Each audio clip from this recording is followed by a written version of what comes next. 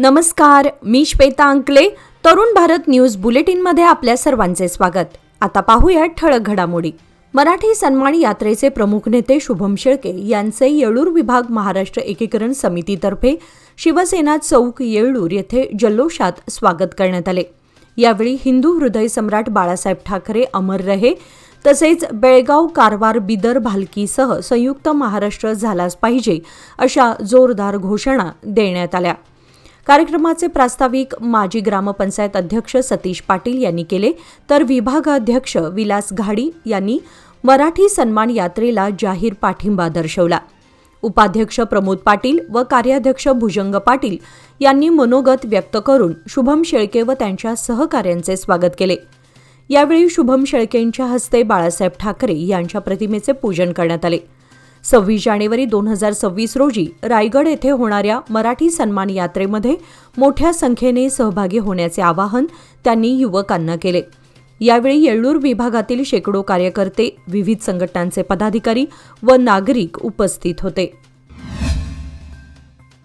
नंदगड गावामध्ये मुख्यमंत्री महोदयांना सादर करण्यात आलेल्या निवेदनाच्या अनुषंगाने आज जिल्हाधिकाऱ्यांची भेट घेऊन हक्की पक्की व कटकरी समाजाच्या निवास, जमीन तसेच मूलभूत सुविधांबाबतच्या मागण्या मांडण्यात आल्या.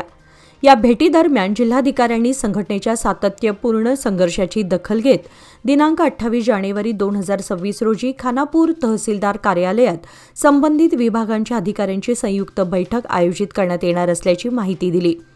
या बैठकीत हक्की पक्की व कटकरी समाजाच्या सर्वांगीण विकासासाठी आवश्यक ते सहकार्य केले जाईल अशी हमी जिल्हाधिकाऱ्यांनी दिली. यावेळी बेळगाव जिल्हा SC/ST अत्याचार प्रतिबंध समितीचे सदस्य व ज्येष्ठ दलित नेते मल्लेश चौगुला यांनी जिल्हाधिकाऱ्यांचा सत्कार केला. हा निर्णय सामाजिक न्यायासाठी सुरू असलेल्या लढ्याला बळ देणारा असून संघटनेच्या एकजुटीचे प्रतीक ठरत असल्याचे मत उपस्थितांनी व्यक्त केले. खडेबाजार बेळगाव शहरातील शिवसेना मध्यवर्ती कार्यालय येथे दिनांक 23 जानेवारी रोजी हिंदू हृदय सम्राट शिवसेना प्रमुख बाळासाहेब ठाकरे यांची जन्मशताब्दी मोठ्या उत्साहात साजरी करण्यात आली. यावेळी छत्रपती शिवाजी महाराजांच्या प्रतिमेचे तसेच बाळासाहेब ठाकरे यांच्या छायाचित्राचे पूजन शिवसेना जिल्हा प्रमुख व आर्यन फाउंडेशनचे संस्थापक अध्यक्ष हनुमंत मजूकर यांच्या हस्ते करण्यात आले. कार्यक्रमात बोलताना जिल्हाप्रमुख हनुमंत मजूकर यांनी सीमा प्रश्नासाठी बाळासाहेब ठाकरे यांनी दिलेले मोलाचे योगदान अधोरेखित केले. सीमा भागातील मराठी जनतेच्या पाठीशी बाळासाहेब ठाकरे खंबीरपणे उभे राहिले असे त्यांनी सांगितले. जन्मशताब्दीनिमित्त शहरात लाडू वाटप करून हा सोहळा उत्साहात साजरा करण्यात आला. यावेळी परशुराम गोंदकर, मीनाक्षी पाटील, भारती राक्षे, अमोल मजूकर, अमय पाटील, रमेश पाटील, शंकर गुरखा, विनय कुंडे, विनायक कुंडेकर आदी उपस्थित होते. गणेशोत्सवाची चाहूल लागताच बेळगाव शहरात उत्सवाची तयारी सुरू झाली असून गणेश जयंतीनिमित्त चव्हाट गल्लीतील प्रसिद्ध बेळगावचा राजा गणपती मंडळाचा पारंपरिक पाठपूजन सोहळा मोठ्या उत्साहात पार पडला. या पाठपूजनास गणेशोत्सवाची औपचारिक सुरुवात मानली जाते, त्यामुळे भाविकांमध्ये विशेष उत्साह दिसून आला. बेळगावचा राजा गणपती हे सीमा भागातील श्रद्धास्थान असून सामाजिक व सांस्कृतिक उपक्रमांसाठी हा उत्सव ओळखला जातो. सायंकाळी 7 वाजता क्रांतिसिंह नाना पाटील चौक, चव्हाट गल्ली येथे हा सोहळा संपन्न झाला. माजी आमदार अनिल बेनके, विश्व हिंदू परिषदेचे विजय जाधव, मूर्तिकार रवी लोहार तसेच मंडळाचे पदाधिकारी व स्थानिक नागरिक मोठ्या संख्येने उपस्थित होते. पाठपूजनानंतर सुमारे 6,000 भाविकांनी महाप्रसादाचा लाभ घेतला. ढोल ताशांच्या गजरात आणि पारंपरिक वेशभूषेत गणेश भक्तांनी जल्लोष करत उत्सवाची नांदी केली. शिवसेना उद्धव बाळासाहेब ठाकरे बेळगाव जिल्हा शिवसेनेच्या वतीने हिंदू हृदय सम्राट शिवसेना प्रमुख बाळासाहेब ठाकरे यांचा जन्मोत्सव वडगाव येथील श्री मंगाईनगर सोमेश्वरी हॉलमध्ये आज शुक्रवार दिनांक 23 जानेवारी रोजी उत्साहात साजरा करण्यात आला. कार्यक्रमाची सुरुवात छत्रपती शिवाजी महाराज यांच्या मूर्तीच्या पूजनाने करण्यात आली.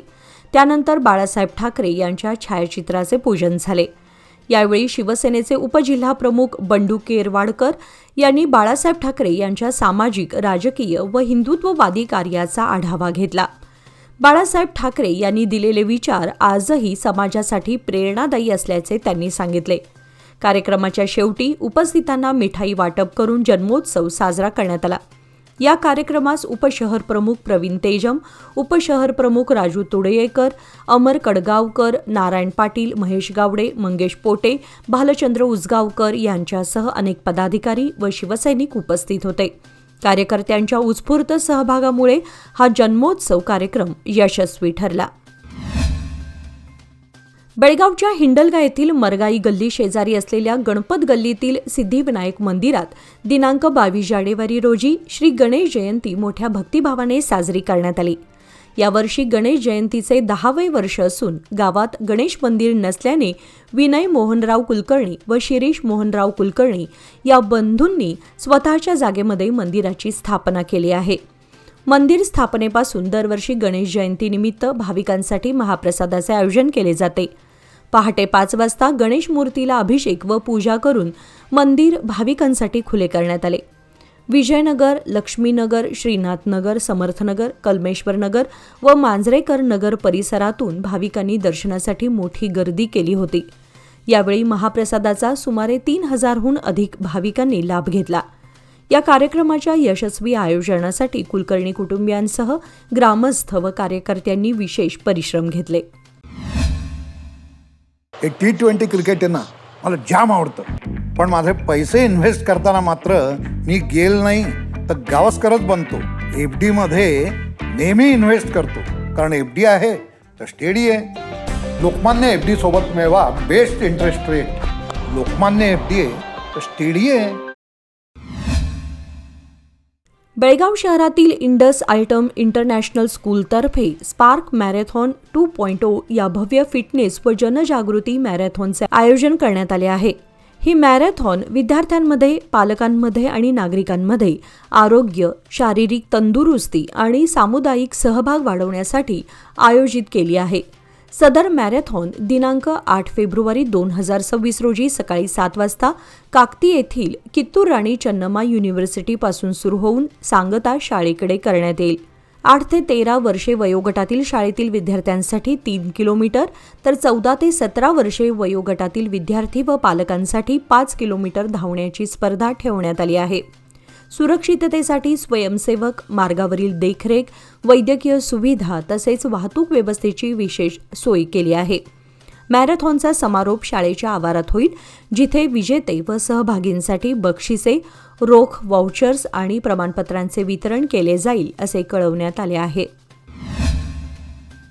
12वी सतीश शुगर्स क्लासिक शरीर सौष्ठव स्पर्धा उत्साहात व मोठ्या प्रेक्षक प्रतिसादात पार पडली। उत्कृष्ट शरीर सौष्ठव, शिस्तबद्ध सादरीकरण आणि खेळाडूंच्या दमदार कामगिरीमुळे स्पर्धेने उपस्थितांचे लक्ष वेधून घेतले। या स्पर्धेमध्ये दावणगेरे येथील मंजुनाथ अय्यर यांनी सर्वोत्तम कामगिरी करत चॅम्पियन ऑफ चॅम्पियन हा मानाचा किताब पटकावला। त्यांच्या सशक्त शरीरयष्टी, तांत्रिक परिपक्वता आणि आत्मविश्वासपूर्ण सादरीकरणाचे परीक्षकांनी विशेष कौतुक केले।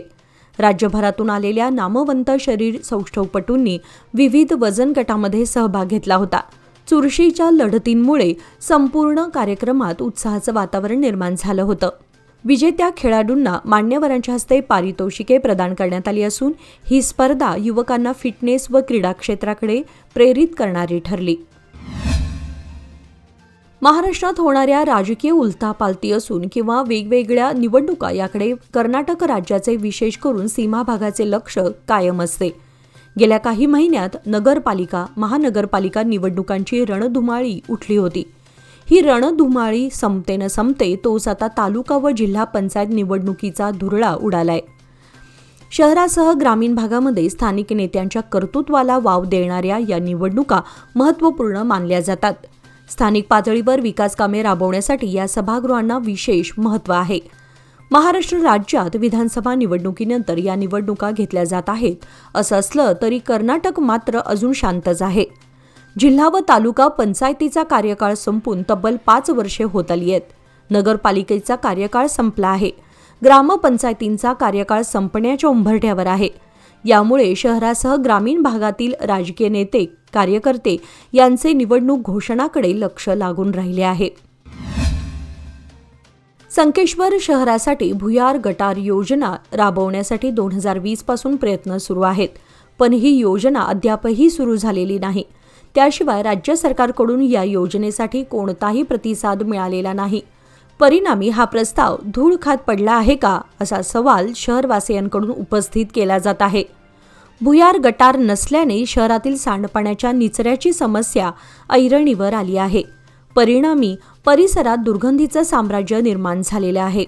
शहराच्या लोकवस्तीची रचना सखल, उंच व काही ठिकाणी नागमोडी वळणाची आहे.